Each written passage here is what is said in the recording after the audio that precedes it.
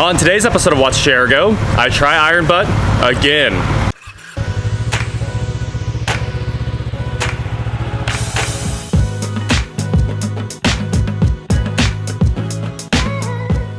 What is going on, guys? I'm Watch Chair Go, and today we're back here with the Hype Wing, and we're gonna ride all the way to Atlanta. It's like 958 miles from here to the center of Atlanta. I think I'm actually gonna ride to like Athens so I can try to get the other, right at the 1,000 mark in a single shot. So it's currently 7:58 in the morning, and I reset the trip odometer. We got 0.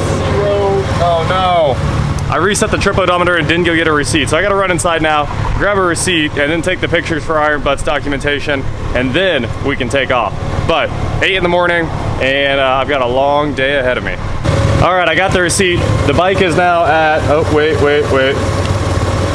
2,940 miles, and by the end of the day, it will be at 3,940 plus miles.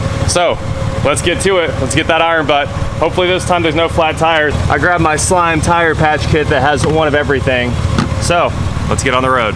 It looks like I'm about 30 miles in right now, and we're dealing with some ominous looking clouds out here. It looks like there's a bunch of rain sheeting down over there. Hopefully I don't run into any of this rain. I'm trying that, well, obviously there's not much I can do, but I want to avoid the rain. I brought a rain suit just in case. The first actual stop will probably be 100 plus miles away, and that's where I'll dip in, find some McDonald's to get some breakfast burritos. First gas stop, Parsons, Kansas. Goldwing's doing great, 120 miles in, more premium.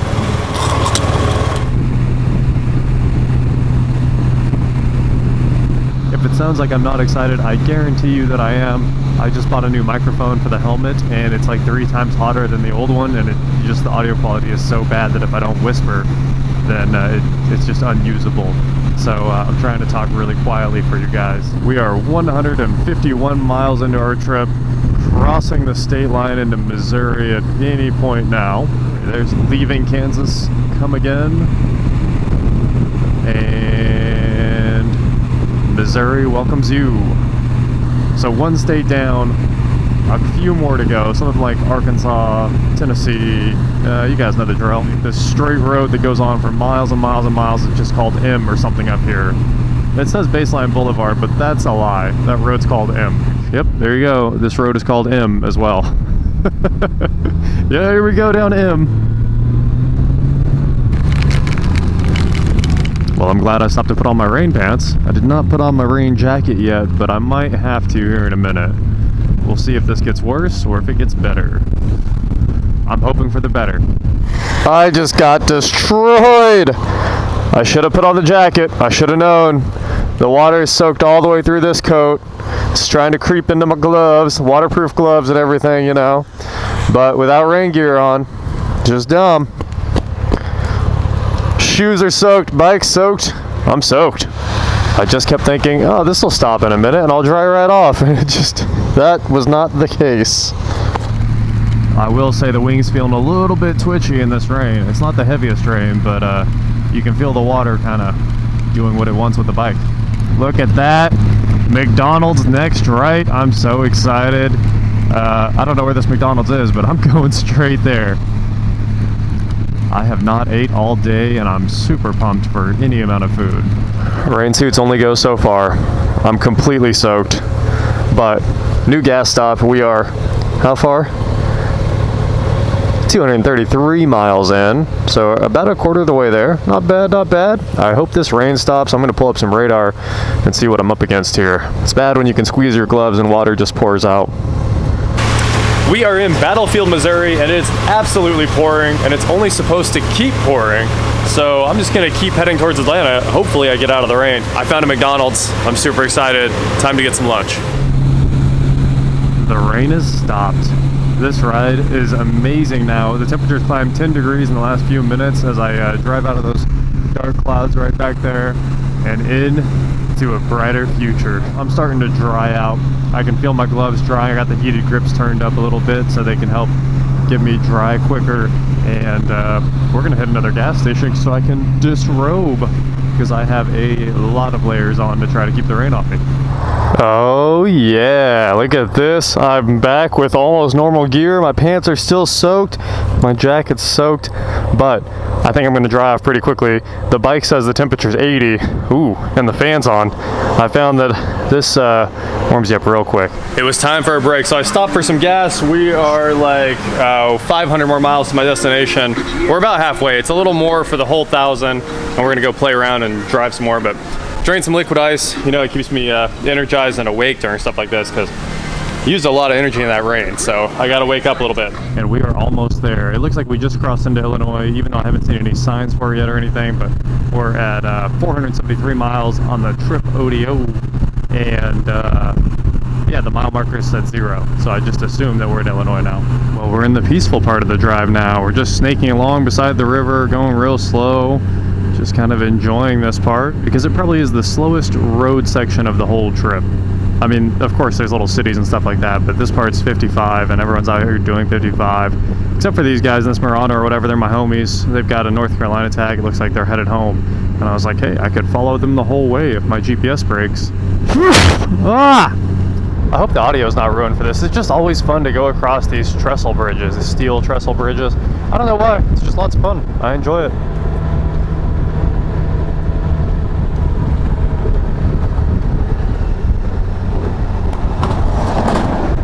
Okay, leaving Illinois, heading into Kentucky. Get another good view of those barges. A lot of traffic on the Ohio River here. A lot of tugboats everywhere. That's cool. Halfway, 500 miles right there. 501 just flipped over. Is this what we call views on views? Look at this beautiful sunset somewhere in the middle of Kentucky. We are 577 miles in, according to the bike, and I actually went through quite a bit of the fuel this time. Figured I'd run it down. We got 29 miles of range, which means we probably went about 220 miles on that tank without stopping for the most part. So I'm gonna walk around for a little bit, get all stretched out again. That was a long drive. There were lots of cool people to follow with that Mustang and that Rogue, and everybody was booking it, so figured I'd keep making time. Anyway, I should probably eat soon. Probably just eat at this gas station, put some fuel in the bike, and we will get back on the road. Next stop's Nashville, and I'd love to eat there, but maybe on the way back. Well, this is a little bit wild. We're heading into Nashville, and there's just brake lights stacked up as far as you can see. Oh, I found that pothole in road, no doubt. It was there on Waze, and I guess I could put thanks. There we go. We are in Nashville. Oh man, this is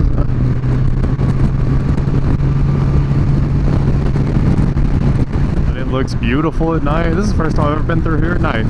I kind of need to get back down here and do Grand Ole Opry and Opryland. I want to do all the Nashville things. Never have. Haven't been downtown. Haven't seen the wings.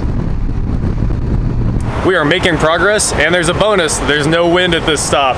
I'm somewhere outside of Nashville, I think south of Nashville. We have 3,662 miles on the bike and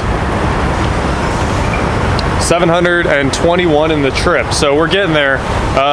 Another 280 miles or so, and we will be there. My destination's a bit short of the 1,000, so Mike's gonna jump in his Corvette, and we're gonna go tear up the streets for another 100 miles, and that should be pretty fun. Anyway, we put $10 of gas in it, back on the road. Look at that, look at that.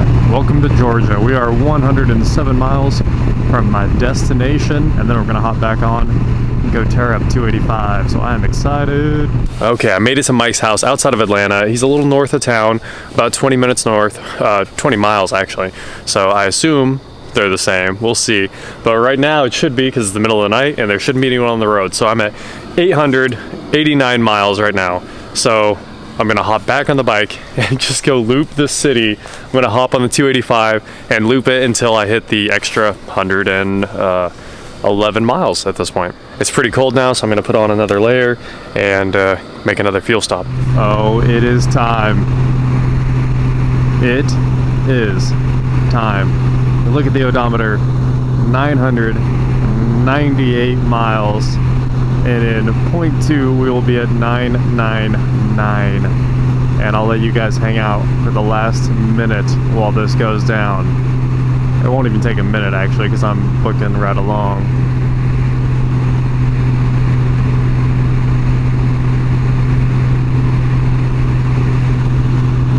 Alright, there's 999.3. We're gonna head back to a gas station so I can get one more receipt to make sure that they verify this and it becomes official and everything.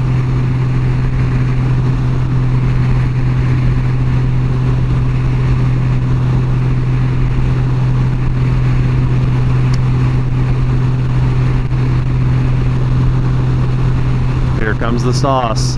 99999. I'm just gonna keep saying nines until there it is. 1,000 miles in less than 24 hours, far less than 24 hours. Boys and girls, we did it. 1,012 miles in far less than 24 hours. Honestly, there's plenty of time left, and this time I rode straight through because I'm so tired. I can barely stand up. My back's done. My whole body's in pain. I'm mentally exhausted. I'm honestly not sure how I made it back here safely. But I left plenty of time by not taking a nap or really stopping other than to grab food in case something went wrong mechanically or with the tire again. Hopefully I'd have some time to fix it. Well, nothing happened this time. It was a pretty uneventful trip, which is amazing.